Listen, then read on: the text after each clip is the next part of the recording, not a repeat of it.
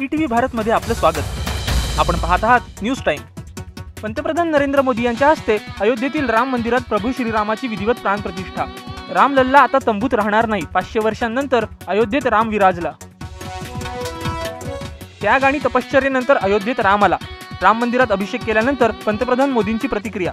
मोदींसह सरसंघचालक मोहन भागवत, उत्तर प्रदेशचे मुख्यमंत्री योगी आदित्यनाथ तसेच संत समुदाय आणि विशेष अतिथींच्या उपस्थितीत रामलल्लाचा अभिषेक पूर्ण। अयोध्येतील राम मंदिरात दिग्गजांची मांदियाळी।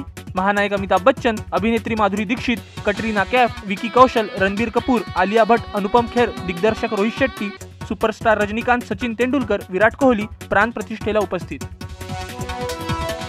राम मंदिरातील अभिषेक सोहळ्यापूर्वी प्रख्यात गायक सोनू निगम आणि शंकर महादेवन यांनी गायलं राम सिया राम भजन। संपूर्ण देशात जणू साजरी होत आहे दिवाळी। देशभर विविध कार्यक्रमांचं आयोजन। अयोध्येपासून अमेरिकेपर्यंत जय श्रीराम। रामलल्लाचा प्राणप्रतिष्ठा सोहळा जगभरात उत्साहात साजरा। न्यूयॉर्कच्या टाइम्स स्क्वेअरवर जल्लोष, तर ब्रिटनमध्ये मंगल कलश यात्रेचं आयोजन। उपमुख्यमंत्री देवेंद्र फडणवीसांनी नागपुरातील राम मंदिरातून पाहिला अयोध्येतील प्राणप्रतिष्ठा सोहळा। आजचा दिवस ऐतिहासिक। हा क्षण याची डोळा याची देही बघायला मिळणं म्हणजे श्रीरामाचा आशीर्वाद। फडणवीसांची प्रतिक्रिया।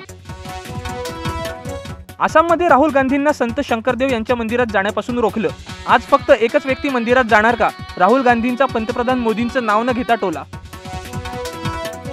सर्वोच्च न्यायालयाने दिलेली मुदत संपताच बिल्किस बानो प्रकरणातील दोषींचं आत्मसमर्पण। दोषींना मुक्त करण्याचा गुजरात सरकारचा निर्णय सर्वोच्च न्यायालयाने केला होता रद्द।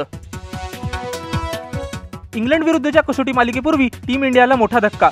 वैयक्तिक कारणांमुळे विराट कोहलीची पहिल्या 2 कसोटीतून माघार। इंडियन प्रीमियर लीगच्या नव्या सीझनबाबत मोठं अपडेट। 22 मार्च पासून सुरू होऊ शकता IPL। 26 मेला अंतिम सामना। न्यूज टाइम मध्ये इथेच थांबूया। लेटेस्ट अपडेटसाठी लॉग इन करा etvbharat.com।